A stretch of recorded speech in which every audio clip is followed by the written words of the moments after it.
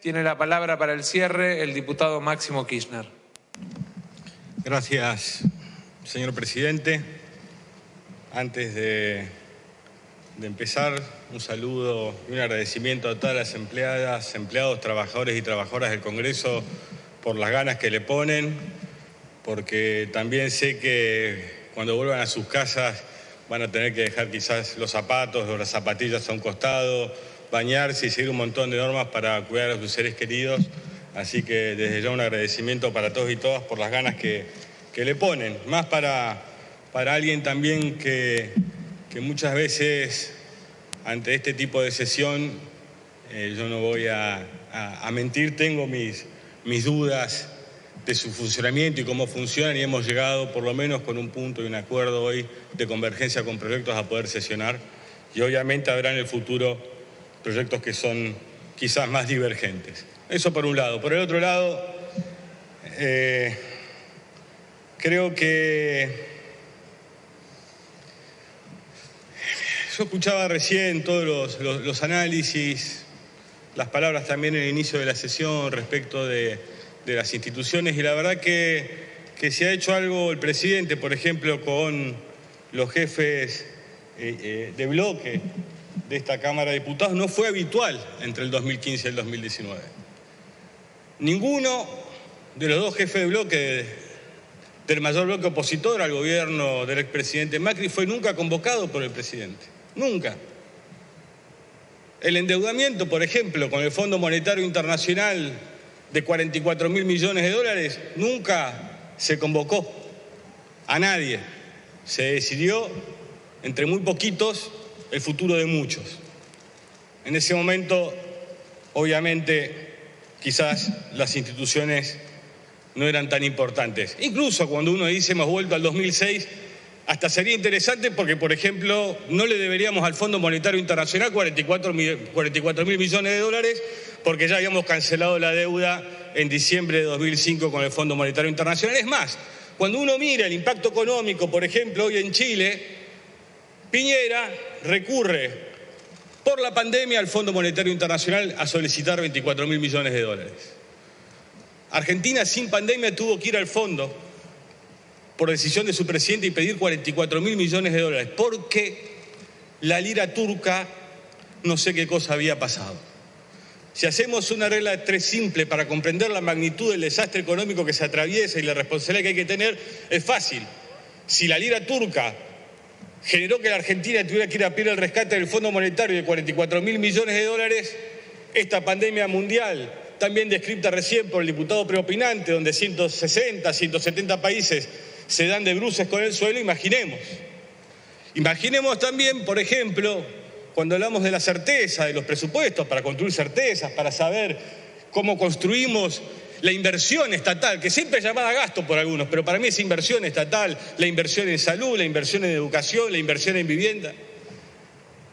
Falta nomás hacer un poco de memoria para el 2017 darnos cuenta que este Congreso votó un presupuesto un día y a las 24 horas en una conferencia de prensa el 28 de diciembre ese presupuesto voló por los aires cuando modificaron todos los parámetros de inflación que iba a haber, que había pasado del 5 al 15 o al 20%, todo se destrozó ese presupuesto. Y llegamos al 2019 sin un funcionamiento casi de este Congreso. Casi no funcionó.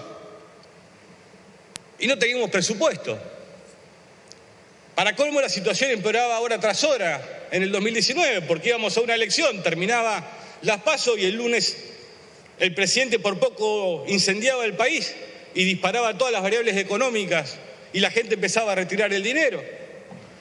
Estas son cosas que sucedieron. Porque si no, de repente, depende del lugar donde nos toque hablar, tenemos un discurso para cada lugar. Entonces, cuando hablamos de pandemia económica, yo les quiero recordar que la Argentina voló por los aires el 19 y 20 de diciembre de 2001 sin que hubiera ningún pequeño virus surcando y arruinando la vida de la gente. Estalló por los aires porque también la economía se trata de ideas que se expresan, que también reformulan y accionan los políticos y después tienen su impacto en la vida cotidiana de una sociedad. Entonces, creo que lo que sí tenemos que pensar donde sí tenemos que empezar a buscar coincidencias, por lo menos en qué es lo que tenemos que debatir y discutir, es sobre no solo esta coyuntura que nos toca atravesar, sino sobre lo que sobrevendrá a esta coyuntura. Entonces, cuando uno mira, por ejemplo, lo que pasó del 2000 a la fecha, o sea, desde el siglo XXI a la fecha, se da cuenta que 2002-2004 la OMS la declaró la alerta mundial sobre el SARS-CoV-1, la gripe A, la H1N1, allá por junio del 9 y 2010, el MERS en el 2012 y ahora esto. Entonces podemos tener 4 episodios, este sí ya calificado como pandemia, al igual que el H1N1, los otros con alerta, que han impactado seriamente en las sociedades. Si hiciéramos un promedio medio caprichoso, cada 5 o 4 años el mundo está viendo cómo aparecen este tipo de enfermedades. ¿Y dónde impactan este tipo de enfermedades? Y esta particularmente. En las grandes ciudades, en las grandes megápolis.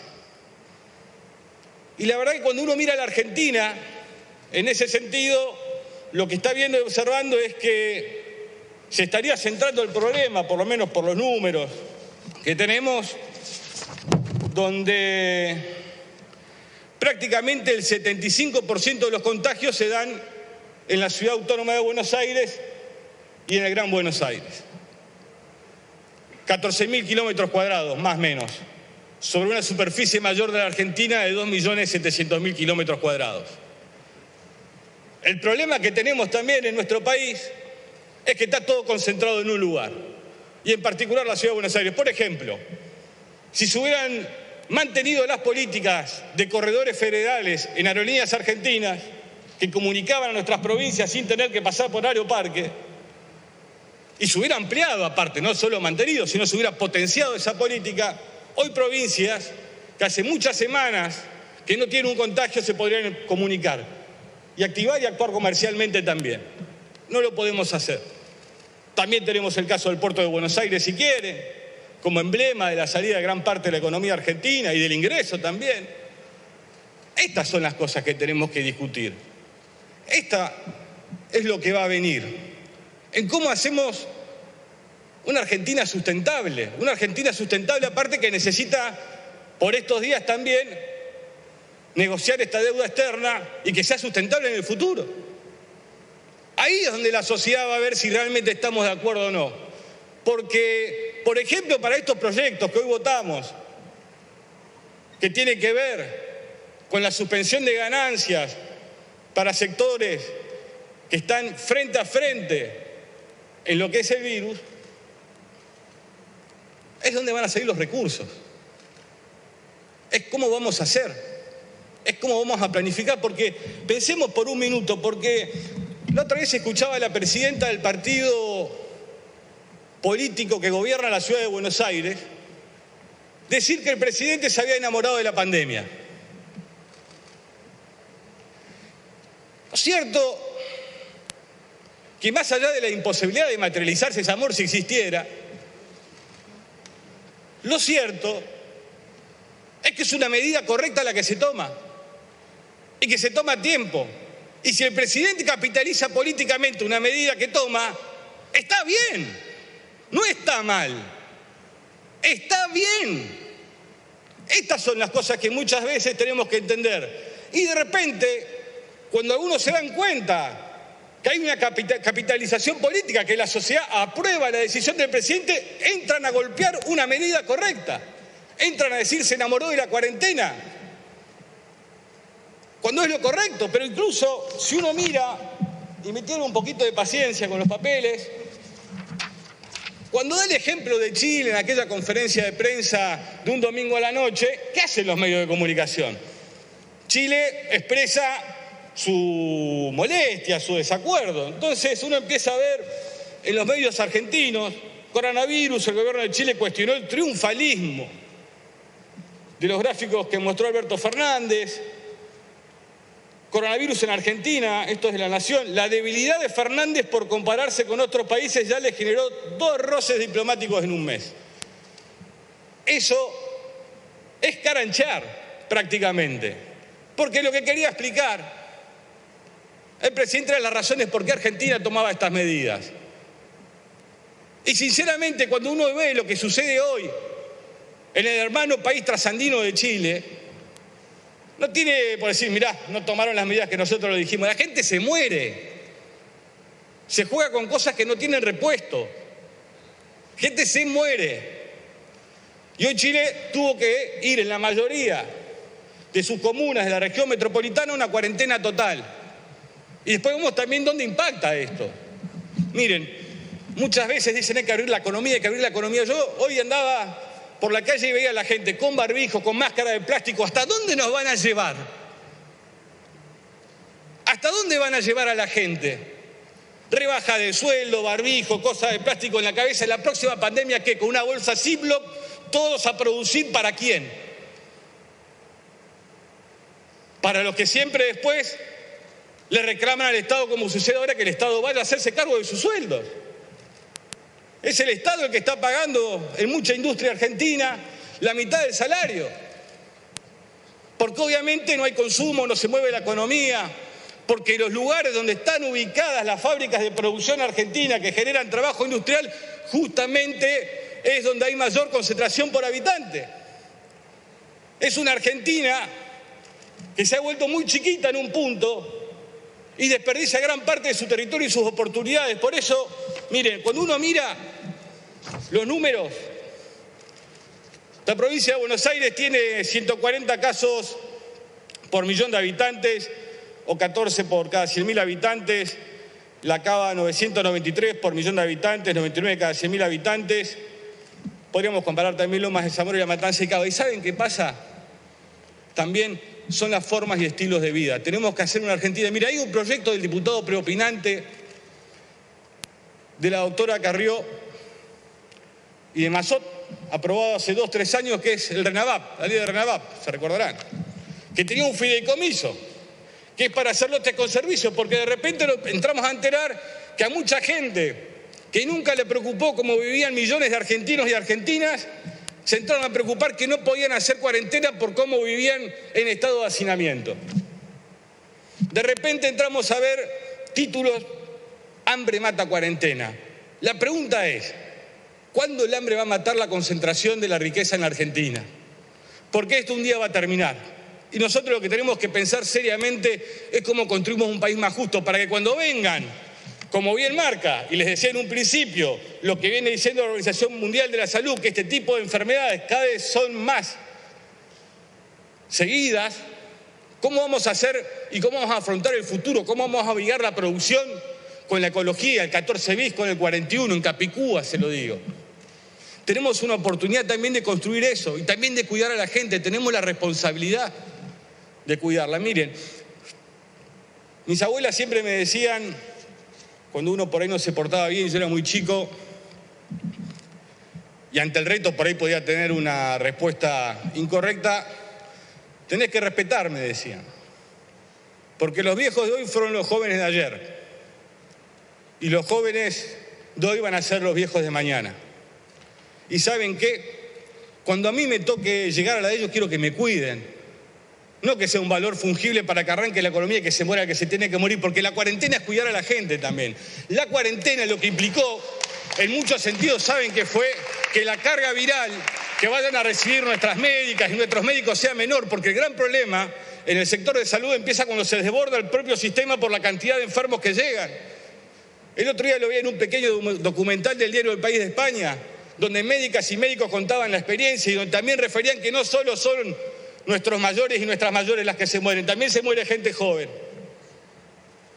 Entonces creo que tenemos que tener una mirada en ese sentido lo más criteriosa posible, lo más cercana a la realidad y con los niveles de empatía más altos que podamos. Miren, el otro día, y creo que una amiga de la izquierda, la legisladora Berman, me acercó un problema que tenían, y también el diputado que está allá a mi derecha en este caso,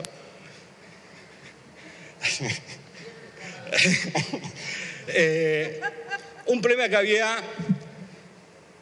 en la ex Stani, hoy Mondalés, top tope de gama de fábricas de alimentos. Tope de gama. Entre las 3 más grandes, 4, que los puso a producir a los trabajadores golosinas, bajo obviamente el título de la industria alimenticia y servicio esencial, se estoqueó todo lo que pudo. Dijo, hasta acá llegué, porque ya estaba lleno de stock, o sea, produce con el valor actual para vender para saber cuándo todas esas golosinas. Y le baja el sueldo a los trabajadores y a las trabajadoras, suspendiendo la actividad.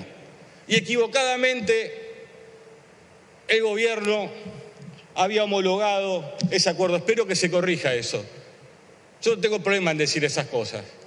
Yo no me quiero arrepentir después de no defender a los que nosotros tenemos que defender acá. ¿Saben por qué? Porque nosotros siempre, no puede ser que siempre ellos